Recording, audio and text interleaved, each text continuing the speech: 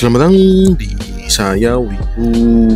Kalau Anda Wibu, subscribe ya bos. Kalau Anda bukan Wibu, subscribe juga sih. Pada intinya dukung channel ini dengan like, komen, dan subscribe. Oke bos, kembali lagi di alur cerita manhwa terbaru, yaitu terisekai menjadi petani di Dungeon Tower. Sejun kemarin kedatangan Iona yang ingin menyelesaikan masalah belalang merah bersama naga hitam yang agung. Dan Sejun memberikan daun bawang keras seperti pedang ya untuk dijadikan jebakan dalam membasmi belalang merah. Dan oke, seperti apa kisah selanjutnya dari Pak Sejun? Kita langsung aja dicapcus. Dan oke dah, scene pun berpindah di lantai 67. Di sini sekarang keadaannya sedang gaswat pol. Belalang merah terus bermunculan dan memaksa masuk ke waypoint lantai 67. Tapi para lizardmen bisa menahan serangan belalang merah. Mereka berhasil menghalau belalang merah yang mau memasuki waypoint. Tapi kekuatan lizardmen terbatas. Mereka sudah berguguran dan tinggal beberapa pejuang lizardmen saja yang masih bertahan. Mereka kewalahan. Cepat mundur ke area waypoint. Kita tidak bisa mengalahkan mereka semua. Jumlah mereka terlalu banyak, teriak lizardman. Akan tetapi ketika mau mundur, ada seseorang yang datang melompat dan orang itu ternyata Iona. Ia langsung mengeluarkan magic firebomb. Wanjir, gede banget sihir apinya. Para lizardmen langsung senang melihat ada bantuan yang datang. Apalagi yang datang adalah Master Iona. Mantap dah Master Iona. Iona dengan max powernya langsung melempar firebomb miliknya dan ledakan dahsyat terjadi. Ribuan belalang merah hangus sampai menjadi debu. Para pasukan penjaga langsung merasakan hempasan ledakan yang begitu dahsyat. Gile, ini mengerikan. Tapi ledakan itu tidak cukup untuk membuat belalang merah binasa. Masih ada jutaan belalang merah yang masih bergerombol. Waduh, malahan mereka siap untuk adu tumbuk lagi. Woi kalian semua, tanam daun bawang ini ke tanah. Tanam agak dalam, biar dahannya kuat. Ucap Iona kepada lizardman yang ia beri pedang daun bawang. Cepat lakukan sebelum para belalang itu datang kemari. Siap, Master. Para lizardmen pun langsung berlari sambil membawa pedang daun bawang. Mereka langsung menanam daun bawang itu dengan kedalaman yang pas. Tapi ternyata belalang merahnya sudah bergelombol kembali dan sudah di depan mata lizardmen. Waduh, gawat. Banyak banget itu belalang merahnya. Lari, cuk, lari. Cepetan lari. Belalang merah itu tertarik dengan aroma daun bawang itu. Cepetan menghindar. Dan cerot. Gelombang belalang merah menabrak daun bawang dan sebagian dari mereka terbelah menjadi dua. Wah, mantap. Itu bekerja dengan baik. Para pasukan penjaga kaget. Daun bawang itu ternyata jebakan yang disiapkan Master Iona. Mantap, Pol. Hebat sekali Master Iona. Ia bisa memiliki jebakan seperti itu. Gile bener. Dan ya, para belalang merah pun tidak henti-hentinya menerjang pedang daun bawang. Mereka berdatangan karena aroma daun bawang itu begitu menyengat. Ketua lizardman langsung bertanya tentang daun bawang yang dibawa sama Master Iona. Kenapa itu sangat efektif? Ya, itu sangat efektif untuk mengkill para belalang. Cuma ditanam doang, udah langsung ngekill ribuan belalang merah. Itu adalah berkah naga hitam yang agung. Aku telah menemuinya. Dan aku mendapatkan itu dari naga hitam yang agung. Itu adalah pedang daun bawang. Ya, pedang daun bawang itu akan menolong kita dan mengalahkan belalang merah. Walah, berkah naga hitam. Menemui naga hitam yang agung. Apa Anda, Master Iona? Para pasukan penjaga merasa bingung dengan penjelasan dari Master Iona itu. Cepat ambil jasad belalang merah yang pada modal itu. Ambil semuanya supaya tidak menumpuk di satu sisi. Dan belalang merah yang masih hidup, cepat di-kill-nya. Kita akan bergerak ke area daun bawang. Perintah Iona kepada para pasukan penjaga. Dan Woke siap master. Semua murid Iona pun langsung merapalkan mantranya. Mereka melindungi Master Iona yang masih merapal mantra super kuat. Sedangkan para pasukan penjaga langsung menerjang gerombolan belang merah. Mereka menerjang dengan brutal. Mereka merasa dengan adanya daun bawang, jumlah belang merah itu semakin berkurang dengan drastis. Mereka tercerai-berai. Ini kesempatan yang bagus. Dan ya, peperangan masih berlanjut dan Shen pun berpindah di posisi Sejun. Saat ini para lebah beracun sedang melakukan pembuahan untuk jagung staminanya. Mereka senang sekali karena bisa mendapatkan serbuk sari yang melimpah ruah. Sedangkan Sejun saat ini mendapatkan banyak sekali notifikasi. Itu adalah notifikasi perolehan poin XP karena daun bawangnya yang dibawa sama Iona telah mengkill ribuan belalang merah. Jir, ganggu amat di notifikasi. Gak selesai-selesai datangnya, banyak banget.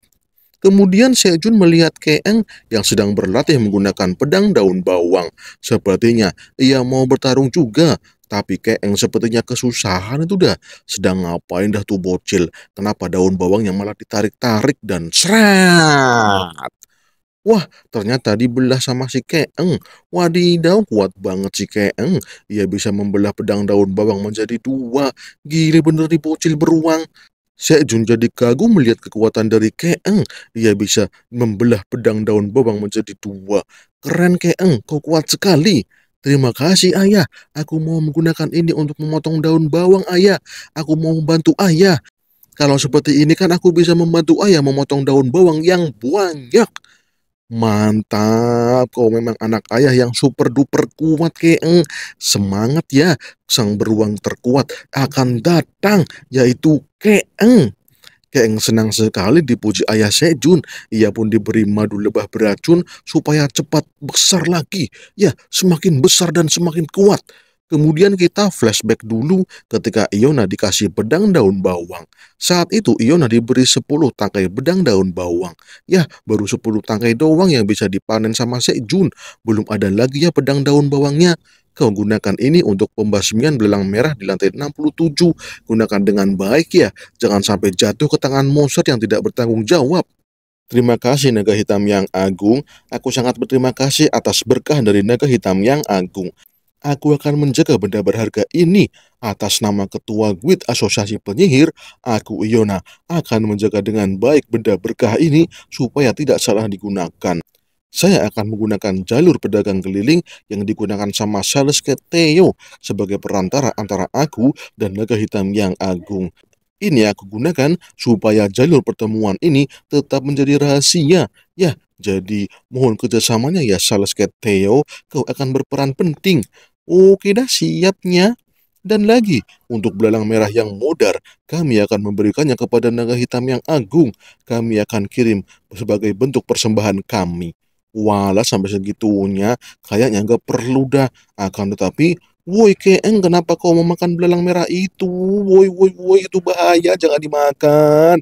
Cepat muntahkan Keeng, jangan ditelan. Woi, walah, malah sudah ditelan. Kau ini gimana sih Keeng? Itu belalang merahnya belum diteliti. Kita belum tahu Keeng itu beracun atau tidak beracun. Tapi Elga mengatakan kalau aroma dari belalang merah itu menggiurkan. Ia juga mau memakan belalang merah. Kalau diizinkan, ia mau makan yang lainnya. Cir malah ikut-ikutan. Dan Woki, kita kembali ke waktu sekarang.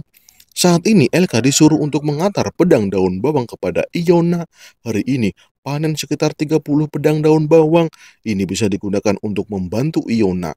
Hati-hati ya di jalan Elka, jangan sampai mampir-mampir kayak si Theo.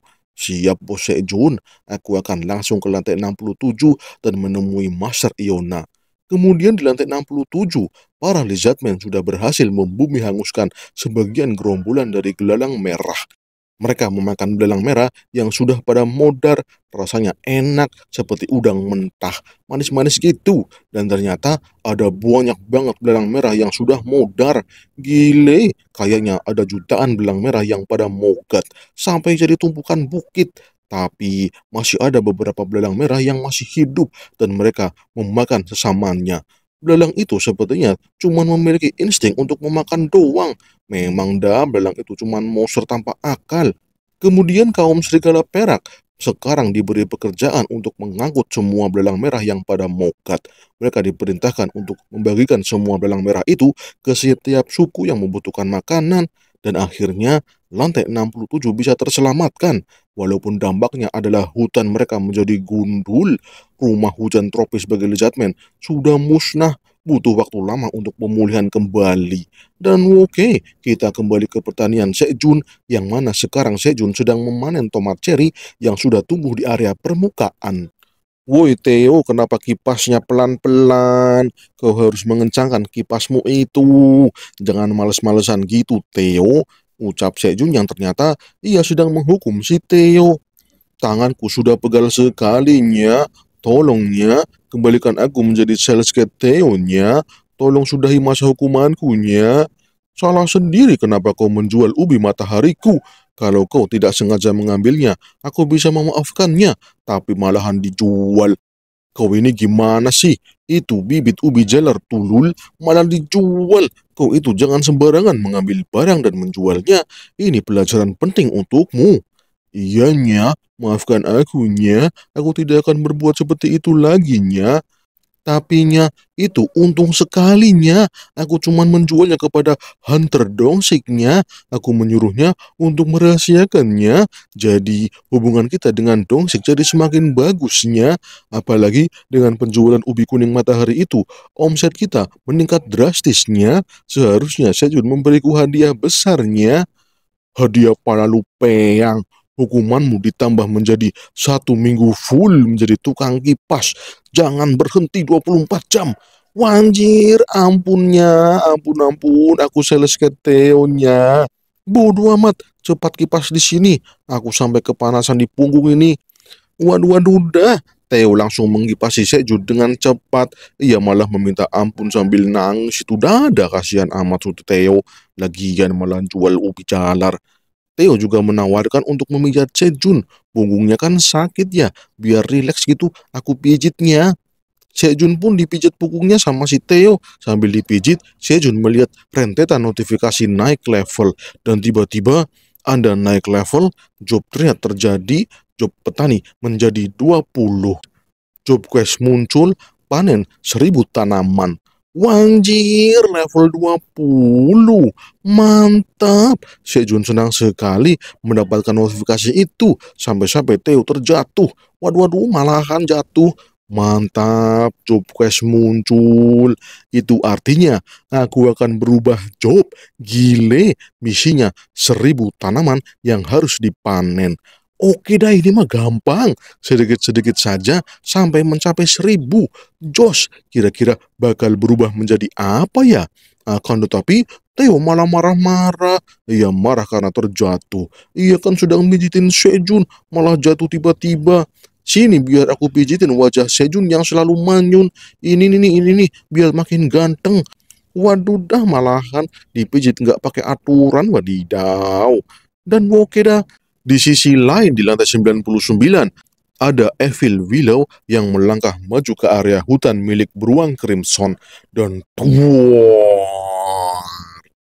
diinjak tuh Evil Willow-nya sama emak Keeng.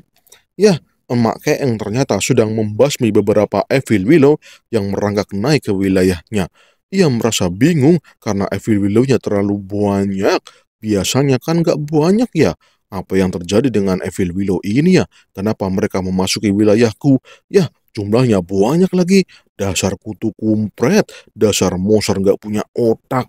Dan oke, emak Keeng pun berhasil mengkill banyak Evil Willow, dan karena perutnya menjadi keroncongan, ia pun akan makan dulu. Ia akan pulang menuju gua Sejun untuk makan-makan, dan ia membawa satu Evil Willow, barangkali bisa digunakan untuk membuat furniturnya bos Sejun. Oke lah, sip, gasken. Shen pun berpindah. Saat ini Iron sedang makan-makan. Ia menghabiskan semua makanan yang diberikan sama Sejun. Rasanya puas sekali bisa makan dan minum makanan buatan Sejun. Nikmat pol. Makan setelah bekerja memang yang terbaik. Iron berterima kasih kepada Sejun karena telah diberikan makanan yang banyak.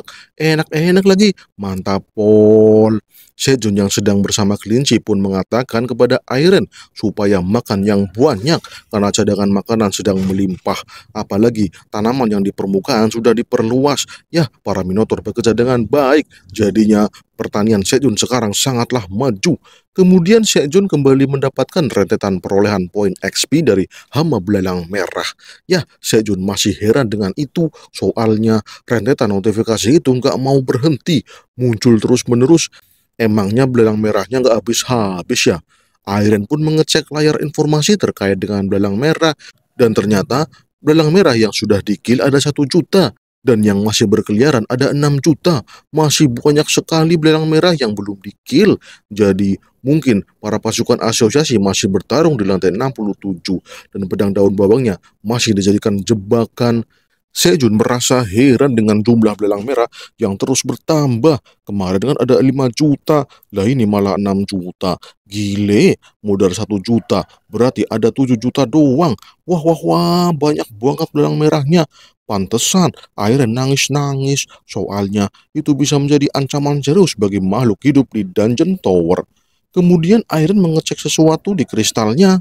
Ternyata ia mengecek daftar kontribusi yang dilakukan oleh para pasukan asosiasi, dan peringkat pertama adalah Sejun, kedua Iona, ketiga Tamuro si Lizardman. Cuman itu yang dapat dimunculkan sama Airen karena kekuatannya sedang tidak optimal. Hanya informasi itu yang dapat dimunculkan sama Airen. Airen memberitahu Sejun kalau daun bawang Sejun memberikan kontribusi paling besar dalam pembasmian belalang merah. Kau hebat sekali Sejun, kau adalah kontributor teratas. Padahal kau cuma memberikan daun bawang doang, malahan menjadi yang teratas. Kalau posisi ini tidak turun, maka akan ada hadiah dari sistem. Itu hadiah kontribusi pembasmian hama. Walah, hadiah. Emangnya hadiah apa Anda? Yaitu rahasia perusahaan. Nanti juga kau tahu sendiri. Wadidaw, malah main rahasiaan. Dan oke dah, Sejun bersama kelinci gerobak pun sedang memanen tanaman kesukaan para kelinci, yaitu wortel. Ya, wortelnya mulai dicabut dengan mudah, dan tampaknya itu wortelnya menjadi besar. Dan ini dia ya, hasil panennya. Wortel ketangkasan grade C, membakar lemak sebanyak 30 gram, meningkatkan kelincahan sebanyak 0,5 selama 10 menit, dan memperkuat kesehatan mata. Mantap Pol, tambah besar lagi ini wortelnya. Kelinci di situ pun diberitahu untuk mengambil satu-satu wortelnya. Jangan rakus ya, kasih saudara-saudara yang lain, kasih ke bapak ibu kelinci kalian juga. Siap Paman Sejun, ucap para kelinci kegirangan. Di saat sedang makan wortel, Theo muncul. Ia baru bangun tidur dan mau pamitan sama Sejun. Ia mau turun ke lantai 85. Ia mau menemui Elka yang sedang bertugas menjadi kurir belalang merah yang modar. Sekalian saja kau jualan ke manusia, biar gak naik turun mulu. Bawalah beberapa tomat cherry dan daun bawang untuk kau jual ke manusia. Tapi ingat ya, cuman daun bawang dan tomat cherry, jangan yang lain. Kalau aku menemukan kau menjual produk yang lain, aku akan pecat kau jadi sales cat. Akan kugantikan sama Elka. Jir, jangannya. Aku adalah sales cat terbaiknya. Jangan gantikan akunya. Aku berjanji tidak akan melakukan kesalahan yang samanya.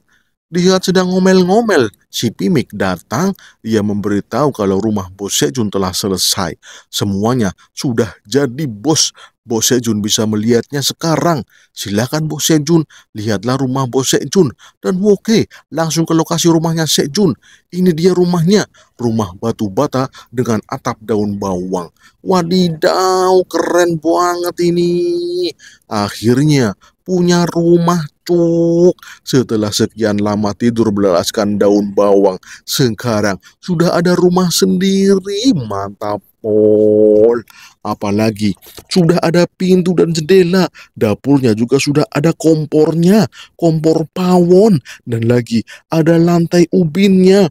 Mantap, para kelinci abu memang bisa diandalkan dalam pembuatan perabotan rumah.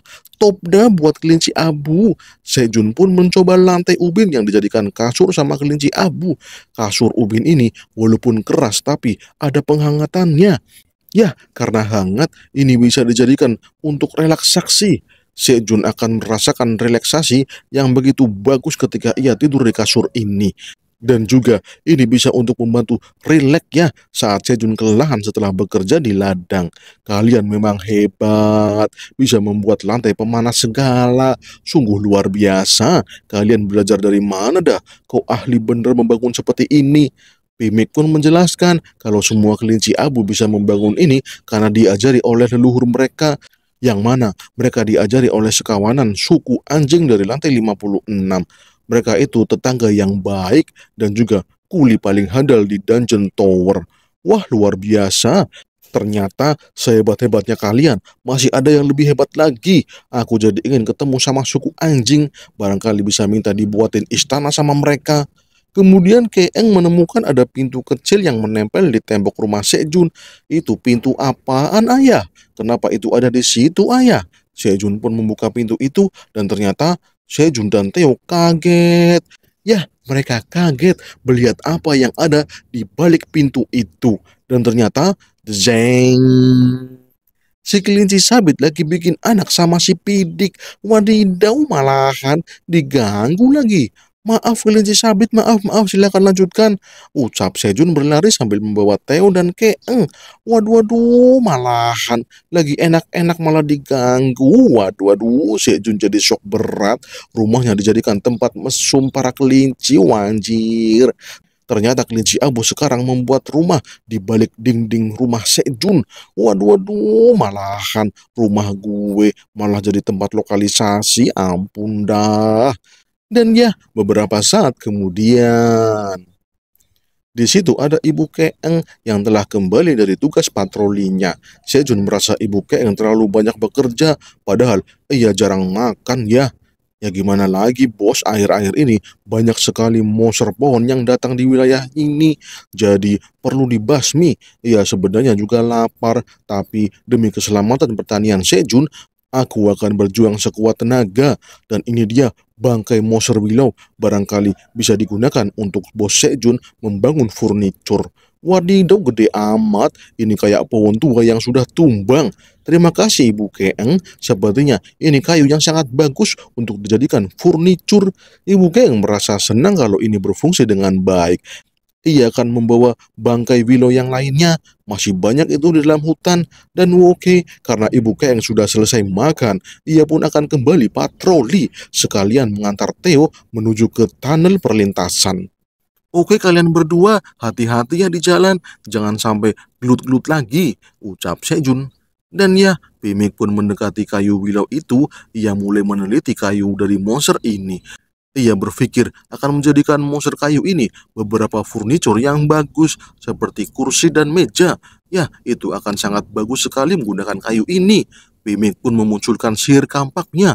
Ia akan mempreteli monster kayu ini. Sejun akan membantu Pimik dengan mempreteli ranting-rantingnya. Akan tetapi, tiba-tiba si monster kayu bangkit. Cahaya mata merahnya muncul. Wanjir, malahan masih hidup. Pimik langsung diikat oleh monster kayu itu. Pimik kaget. Ia langsung kesakitan karena terikat dengan kencang. Monster kayu itu pun bangkit. Ya, ia bangkit sepenuhnya. Sepertinya ia mau melahap si Pimik. Waduh, gaswat. Sejun panik. Ya, ia panik melihat Pimik tercekik di ranting monster kayu. Gaswat, selamatkan Pimik, Keeng. Ya, Pimik bertahanlah. Aku akan memotong ranting itu. Keeng, hajar monster itu. Siap, ayah. Keeng pun berlari ke arah monster kayu itu. Ia langsung berubah menjadi besar dan menerjang si monster dengan catekannya. Dan cerot. Keeng mencatek monster kayu itu. Si monster jatuh, Pimik ikut-ikutan jatuh. Tapi si monster masih memiliki ranting lain. Ia langsung melempar ranting ke arah Keeng. Dan bener, Keeng malah dililit ranting sama monster kayu. Waduh, gaswat, malahan si Keeng malah terlilit. Ya, ia kena serangan si monster kayu. Keeng pun langsung menggigit ranting kayu itu, berharap bisa terpotong dan serat. Dipotong beneran sama si Keeng, tapi ternyata masih banyak. Ya, ranting-ranting itu masih banyak banget. Wah, malahan terus-menerus melilit si Keeng. Sejun yang melihat itu jadi bingung mau melakukan apa. Soalnya ia baru pertama kali melihat ada monster kayu lagi. Malahan ia mau menyerang pertanian Sejun. Waduh, dah harus ngapain ini bos?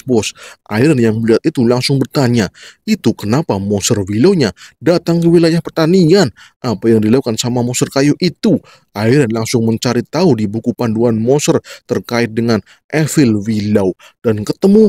Iron langsung memberitahu Sejun kalau monster Willow itu memiliki inti seperti buah di dalam tubuhnya. Ambil buah itu dan hancurkan. Oke lah kalau gitu, langsung digasken.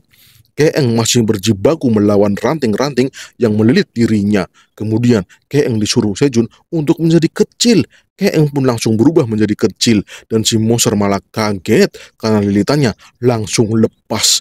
Keeng langsung melompat dan krak. Sejun tiba-tiba menusuk si monster kayu. Ia menghujam dengan pisaunya, tapi itu belum cukup untuk mengkill si monster kayu. Tusukannya masih terlalu dangkal, tapi Sejun merasakan kalau tusukan kayunya sudah tepat sasaran karena ia langsung mengincar inti si Willow, yaitu buahnya. Dan oke, langsung ditarik itu buahnya. Itu sudah ditubles sama Sejun yang kemudian jir malah ambruk. Sejun kaget, malahan cuma ditubles buahnya langsung instan kill.